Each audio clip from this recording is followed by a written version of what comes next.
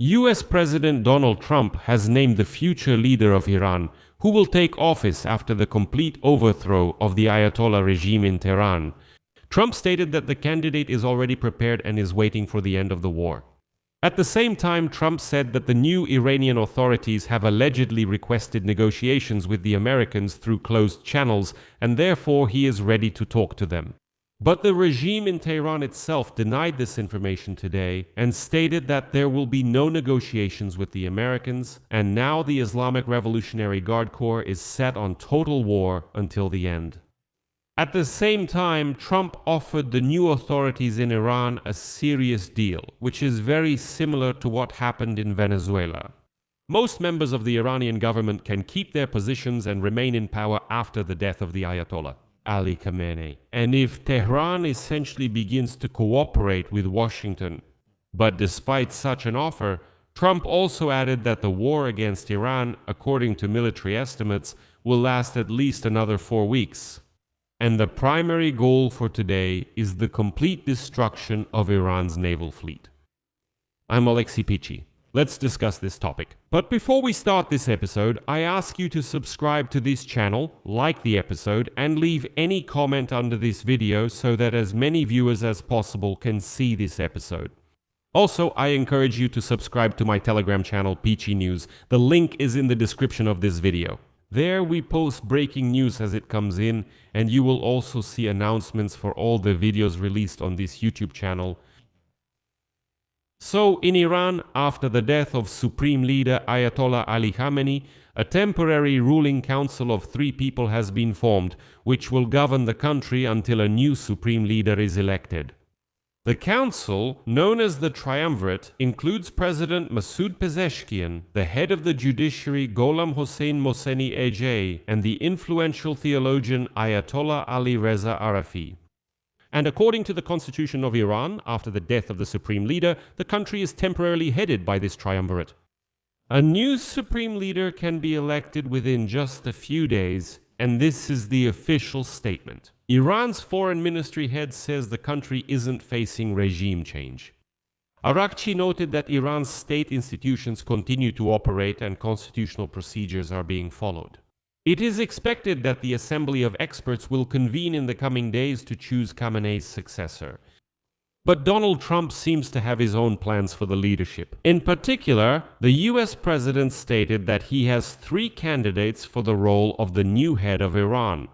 He also added that Washington is planning to continue its operation against Tehran for now, but Trump is not revealing the names of these candidates yet, since, as he says, the war is still ongoing and it's still unknown how it will end.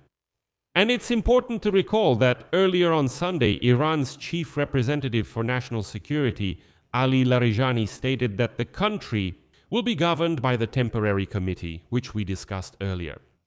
When Trump was asked today about plans for the transfer of power, he noted that local military forces, including the Islamic Revolutionary Guard Corps, can and should do it, to hand over their weapons to the people, essentially to lay down their arms and side with the Iranians. But here I suggest we focus on the very triumvirate of power that has formed in Iran today. Trump has already offered them such an interesting deal. Most members of the Iranian government can keep their positions and remain in power after the death of Ayatollah Ali Khamenei if Tehran starts cooperating with Washington. According to Donald Trump, this is one of the scenarios that repeats what happened in Venezuela after the Americans captured the country's president, Nicolas Maduro, and his wife. And here I will quote Trump. What we did in Venezuela, I think, is the perfect scenario. Everyone kept their positions except for 2 people. Trump says, listen, Iranians, Khamenei is already gone. Think about maybe you should cooperate with us, and you will all stay in power. No one will lose it anymore. But now, in Iran, they are still going to elect Khamenei's successor. This should be done by the Assembly of Experts. This is a council of 88 theologians, or as they are called, Ayatollahs. The head of Iran's foreign ministry, Abbas Araghchi, did not rule out that the new leader of the country could be either the second, the son of the deceased Ayatollah, 56-year-old Mojtaba Khamenei. He is a clergyman and, of course, a trusted confidant of the former supreme leader, or 67-year-old Ali Reza Arafi. Or there is another candidate, the grandson of the founder of the Islamic Republic, Ayatollah Ruhollah Khomeini, Hassan Khomeini. And if Iran does elect a new supreme leader, then Trump's deal will essentially be annulled. At the same time, Trump stated that the new leadership of Iran, formed after the death of Ayatollah Ali Khamenei, has already approached Washington with a request to resume negotiations. Here is a quote from Trump. "They want to talk, and I agreed. I will talk to them. They should have done this earlier. They should have offered earlier something that would have been very practical and easy to do. They waited too long." At the same time, the President of the United States noted that some of the Iranian representatives who participated in the contacts in recent weeks have already died as a result of the strike. Here is the quote. "Some of those we were negotiating with have already died because it was a major strike. They could have made a deal. They should have done it earlier." And commenting on the possible development of events, Trump expressed confidence in the inevitability of a popular uprising in Iran. To support his words, he referred to the celebrations in the streets of Iranian cities, as well as the celebrations of members of the Iranian diaspora in the US after the news of Ali Khamenei's death.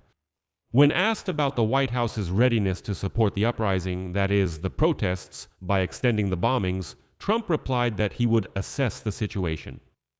Even Arab and American sources of the Wall Street Journal reported that Larry Jani, yes, that very Larry Jani, allegedly offered through Omani intermediaries for the US to return to negotiations on the Iranian nuclear program.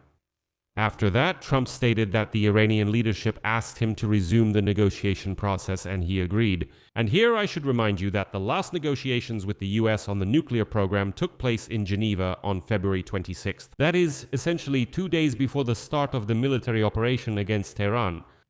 The head of the Iranian Foreign Ministry, Abbas Araghchi, at that time, following the meeting, assured that the parties had made good progress and had begun substantive discussions on the elements of a future agreement on the nuclear issue. At the same time, I personally said in my broadcast back then that no, that's not the case at all. And the special envoy of the US President, Steve Witkoff, and Trump's son-in-law, Jared Kushner, were disappointed with the results of the meeting with the Iranian delegation. And even then, everything pointed to the fact that But today, the head of Iran's security service, Ali Larijani, stated that Tehran will not resume nuclear talks with Washington.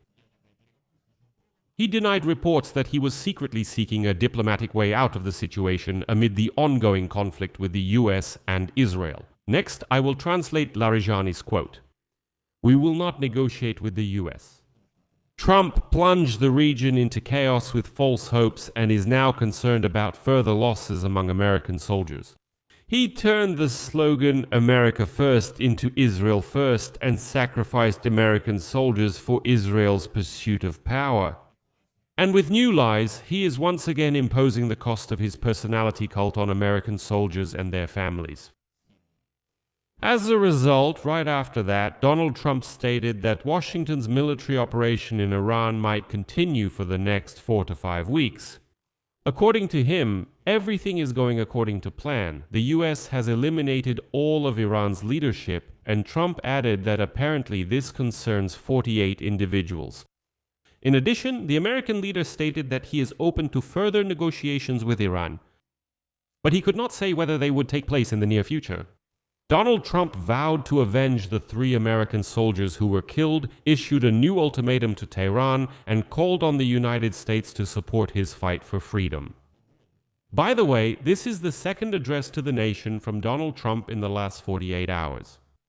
It eventually became known that the US and Israel had planned to strike Iran a week earlier. However, the first strike was postponed for operational reasons. Axios reports this for operational and intelligence reasons, citing high-ranking US and Israeli officials.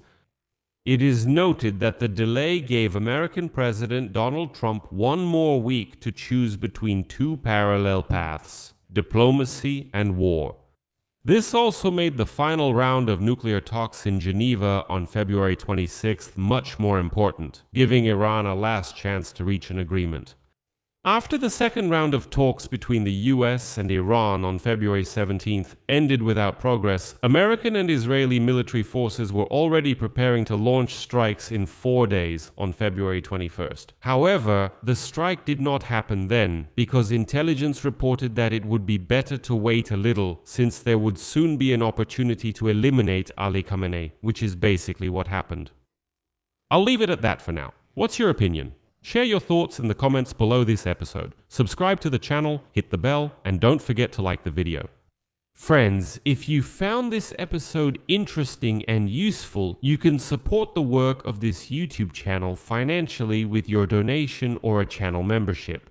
You can do this using the links and payment details in the description of this video or by scanning the QR code on your screen. I will be grateful for any support you can give. That's all for now. Take care of yourselves.